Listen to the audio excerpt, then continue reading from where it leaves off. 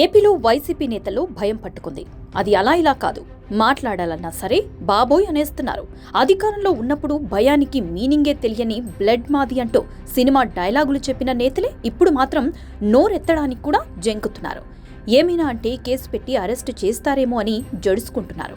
భయాన్ని పరిచయం చేస్తా, అది కూడా గ్రాముల్లో కిలోల్లో కాదు టన్నుల్లో చూపిస్తా అంటూ సినిమాలో పవన్ కళ్యాణ్ డైలాగ్ని ఇప్పుడు గుర్తు చేసుకుంటున్నారు.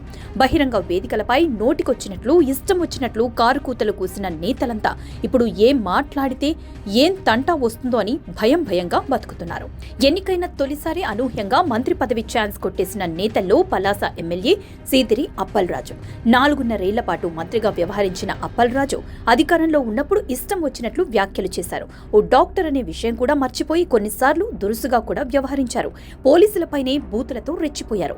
నిబంధనలు గాలికి వదిలేసి తిరుమల శ్రీవారి దర్శనానికి ఏకంగా 150 మందిని తీసుకువెళ్లారు. అదేమని అడిగితే మా ఇష్టమంటూ వ్యాఖ్యలు చేశారు.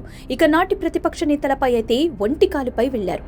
చంద్రబాబు, పవన్ కళ్యాణ్, లోకేష్తో పాటు జిల్లా నేతలను కూడా టార్గెట్ చేస్తూ వ్యాఖ్యలు చేశారు. అయితే ఇదంతా ఎన్నికల ముందు. ఇప్పుడు మాత్రం నాకెందుకు బాబు అంటున్నారు మాజీ మంత్రి అప్పల్రాజు. గతంలో మంత్రి పదవిలో ఉన్నప్పుడు అప్పల్రాజు బహిరంగ వేదికలపై చేసిన వ్యాఖ్యలు, ఇప్పుడు చేసిన వ్యాఖ్యలు రెండు ప్రస్తుతం సోషల్ మీడియాలో వైరల్ అవుతున్నాయి.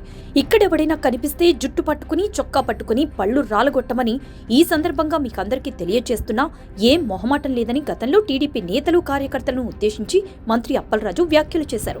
కానీ ఇప్పుడు మాత్రం 4 రోజులు నేను గట్టిగా మాట్లాడాననుకోండి, నన్ను ఏసేస్తారు.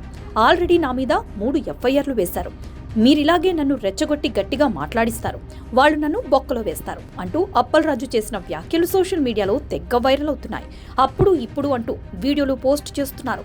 మరికొందరేమో ఇది రియలైజేషన్ అని వ్యాఖ్యలు కూడా చేస్తున్నారు.